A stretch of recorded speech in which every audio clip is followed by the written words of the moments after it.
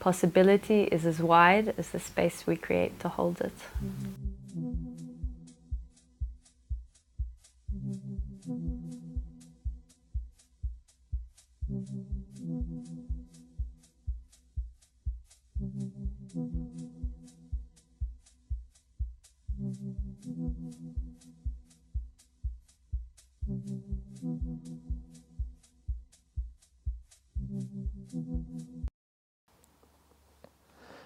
So when do we start? In 1967, Michel Foucault, the French philosopher, delivered a lecture to a group of architects in which he outlined a notion that he termed heterotopia. Although it was never fully incorporated into his main body of work, Foucault's musings spawned a new field in which a mass of academics from various backgrounds have attempted to grasp the concept's definition and its acceptable application. Yet what is clear from Foucault's lecture is that he saw heterotopias as real places that in some way exist in stark contrast to that which is around them. The term heterotopia refers to a variety of spaces that are somehow different, disturbing, intense, incompatible, contradictory, or transforming. But in contrast to what? What becomes integral to Foucault's definition is its reliance on an understanding that there is a prevailing attitude in society that dictates codes of conduct. This is fundamental to Foucault's definition, as heterotopias exist in constant contradiction to dominant attitudes. When these prevailing norms are suspended, as they are in heterotopias, the question arises, what can these places foster?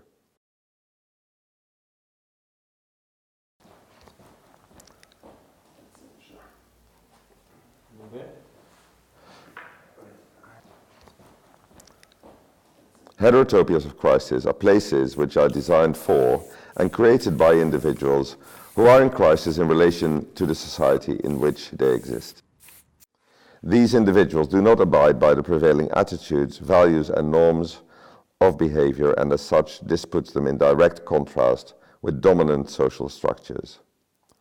These crisis groups are marginalized by dominant society and consequently are pushed to the outskirts or shores of governing social structures, away from the city centers and normal ways of life. The marginalization roots itself in the disapproval of certain identities, characteristics, appearances, and behaviors which are recognized yet neglected and forcefully displaced by dominant society.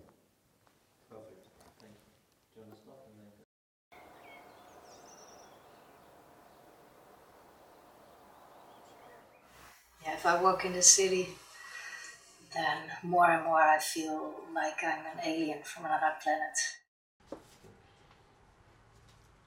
Well, it's crisis and still there's so many people shopping and they look like bees hovering, buying stuff, working to buy this stuff. Yeah, I feel more and more distance.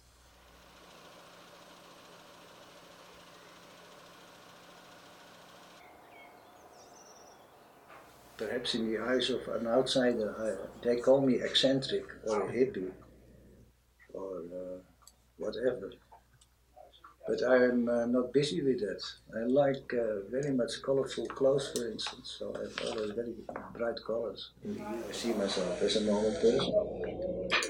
But in the eyes of many, I'm a freak. Yeah, okay. It's their problem. I think for some it's definitely a crisis, yeah, because they wouldn't know what else to do. For some it's really a conscious decision, because they have the room to even live a normal rented or home bought life, but they choose to live in a place like this. Most people came here because of kind of this oppression, I guess. So like there's a few people here that I don't really see them living anywhere else than in places like these. So. Why? Because they wouldn't be able to work a regular job, I guess. They can definitely do hard work, but not in a way that society wants them to do it, like for profit. So. While heterotopias of crisis relate to the individual's identity, heterotopias of deviation link to the individual's activities. As such, heterotopias of deviation are spaces where individuals are located, whose activities and actions are deviant in regard to the norm of the society in which they exist. Their behavior breaks with dominant codes of conduct. In order to maintain their own practices, they must exist on the fringes of society and outside of the dominant discourse. Ik ben kraker geweest tussen ongeveer 1980 en 1985. Dat was echt maar tijdens de hoogtijdagen van de kraakbeweging. Allerlei nieuwe dingen die werden uitgeprobeerd in die kraakbeweging. En dat was natuurlijk ook onderdeel van die tegencultuur. De tegencultuur biedt ruimte aan allerlei dingen die elders geen plek krijgen. En waar je dingen kan uitproberen.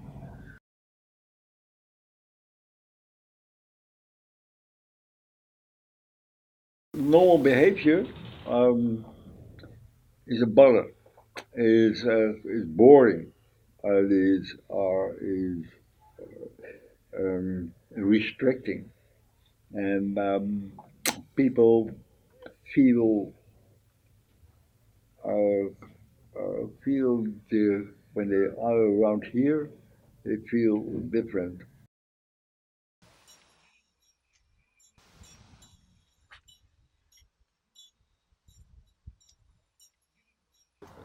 I think that the mentality is very different for people. Like, people think outside of the box here, and because it's outside of what they think is normal, and they haven't been shown another way in their life, and they think that their way is the only way, and that it's the right way, and that they're not really familiar with our way of living. So. I'm driven by art, so I like to create objects, and I always found the friends who had the same, let's say, intentionality and the same feeling. So yeah, we created places where there was poetry every weekend, film, theater, that sort of things, And I needed space to make objects like this. So the wish to create was basic for me, and so I was happily living in a time where squatting was no crime, where it was a way to communicate with your friends and to build up your dream. The more cramped it becomes, the less freedom there is. It also invites people to do a bit crazy and come with unexpected happenings or whatever. So perhaps it triggers new forms of creativity, new forms of being in a city with a lot of constraint. I mean, if you want to be naked, be naked. Yeah, I wouldn't care. And that's something that most people can't accept, seemingly. I think when I relate to these spaces, or these, the physical spaces of squats, it's really, this kind of letting go of the standards of normative values of what's right and what's wrong, or these fixed formulas of how we live, or how we create, or how we organize. And I think, in these kind of more cultural free spaces, it's a lot about, not necessarily belonging to this norm, or not necessarily abiding by these things that you've been told your whole life, this is the right way to do this, but then accessing these things that maybe we've always wanted to try, but never really had the environment or the encouragement or, like the space to try it out, whether it's farting or whether it's painting, like whatever it may be. For sure, it's a process for me of deconstructing, like seeing what I've grown up with and the ways of life, the ways of society. I think that we just accept as the norm, and that's just how it is, kind of thing. And then somehow being a part of these spaces and these communities, you realize actually it doesn't have to be that way. And what do I agree with, or what do I disagree with? And I think in that way, when we hear the non-hierarchical or anti-capitalist and these kinds of non-anti kind of words or these concepts, it's also this realization of I don't have to accept the world as it's been shown to me my whole life.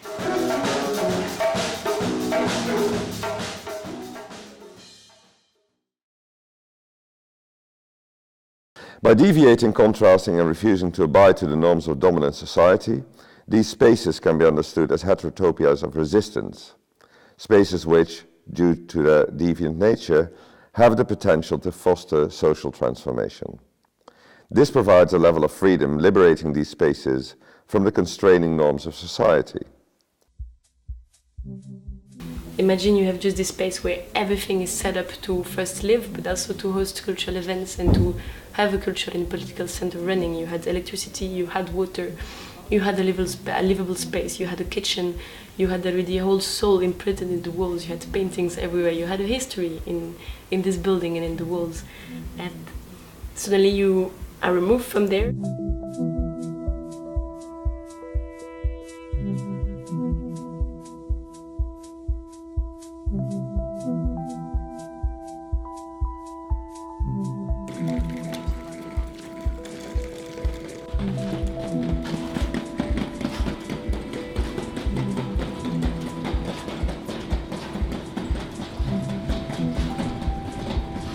Wat dan jongen?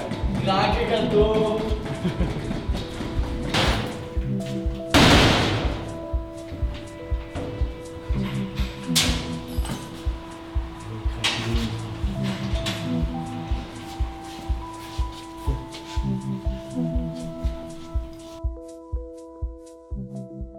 The reason of why we're doing this today is because this building has been empty for 3 years now, and it's a bit of a shame because there used to be a lot of stuff happening there, and we basically want to kick it up alive for one day, and we want to start a discussion about what kind of culture do we want in Maastricht.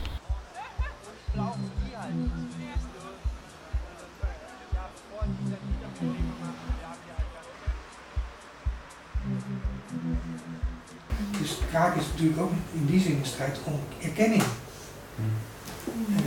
En dat moet wel een strijd zijn, want anders, als het geen strijd om erkenning meer is, ja, dan valt de tegenstelling weg met het andere. En dan heb je gewoon, dan is het gewoon eigenlijk een raar uithoek van het geordende bestaan. In this vein, heterotopias of resistance are able to foster change and experiment with new and differing societal norms and ideas of social structuring.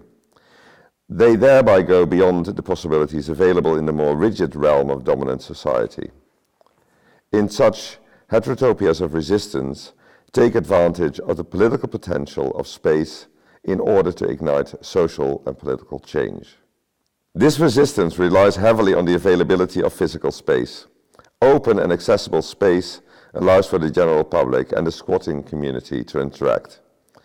This provides the opportunity for ideas to be transmitted from outside in and from inside out.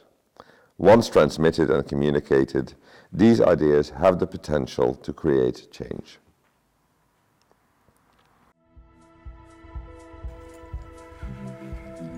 Life is full of stupidity, and I really, really want to change something, very much for the people in very poor countries.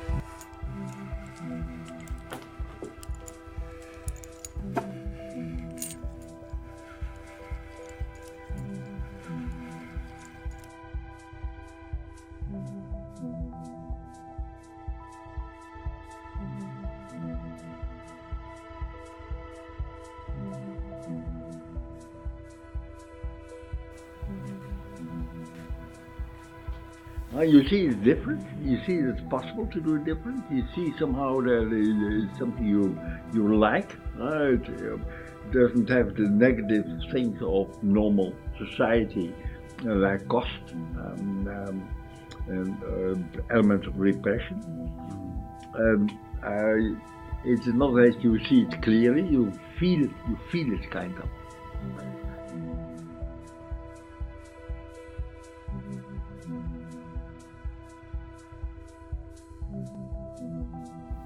This place is of big service to society. We produce what people love, and that's nice. All these young people come along and they enjoy it, and they want to come back and they want to participate somehow.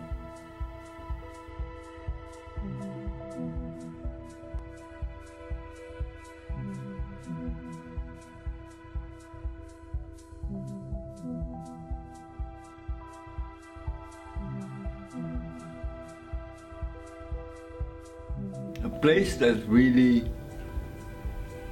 gave me the feeling a different world is possible. Squats and the culture they foster bring life to uninhabited and previously undesired spaces. They reinvigorate the desolate areas of the city, creating social value and establishing a new cultural and social center. As such, the spaces that were previously unrecognized are now acknowledged as having cultural, social, and economic value. The prevalent tendencies of commercialization eventually start to engulf these spaces, absorbing and normalizing the once existent resistance to the dominant order. This shows the fragility and vulnerability of these spaces. Squats, as heterotropic spaces, stand outside society as they do not follow the rules and norms set by it. However, they are simultaneously are part of that society, geographically as well as socially.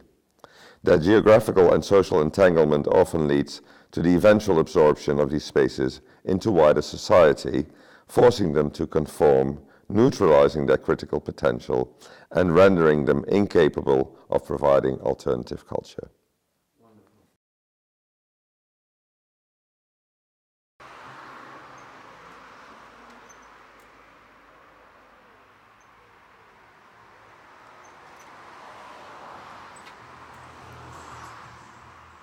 We do have problems with the local municipality, but I think they do take us seriously, and they do also respect us because, but of course for them it's really difficult because they're still very much into the old way of doing things, which is finding some project developer who will invest a lot of money and then you'll get some hotel or something else over there.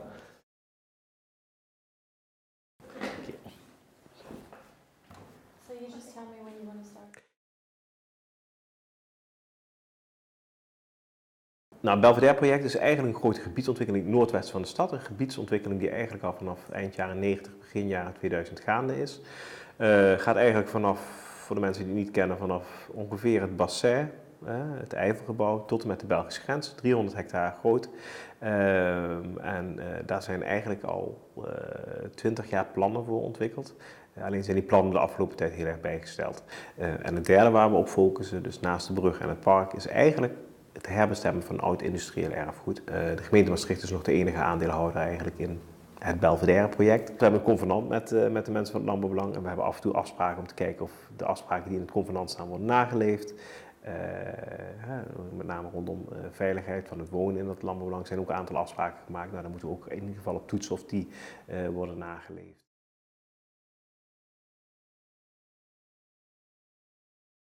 En van de andere kant is het ook een economisch belang wat gewoon speelt. Ofwel zo'n leuke free plek midden in de stad, op een bouwgrond die miljoenen waard is, versus het landbouwbelang daar weg en dus daar restaurants of hotels of wat men daar ook wil. A place like this is not really all that useful for the economic aspect of the city, you know, and they want to transform that into something commercial, so it generates some kind of profit for the city as well. You know, if people are spending more money in the city, it generates more profit for the economy of the city. But also, we started without ourselves in the beginning even knowing it. We started to make the properties around here more valuable. Because all of a sudden there's life in this part of the city, there's stuff happening. And I believe that without the landbouwbelang being here, the whole swing or the whole muziekgieterij, Lumière, that swings area would not have come into existence. Misschien waren ze wel de pioniers al van het gebied, die mensen. Misschien zagen ze ook wel als eerste de kansen van het gebied en ook de kansen van en de schoonheid en de pracht en de kwaliteit van leegstaand industrieel erfgoed. I guess that's the struggle that's going on all the time, I guess. What struggle? Yeah, of like not falling into commercialism and to find the way in between, you know, on one side having a squat with all the doors closed, that you have no idea what's going on inside. And on the other side having a squat with doors open and a community garden and such, and trying to survive as a place but then not falling, let's say, into the hands of the municipality too much by a need of going commercial and stuff like that. So it's really difficult to find this balance. It's becoming harder and harder, but I don't think it will ever die, really.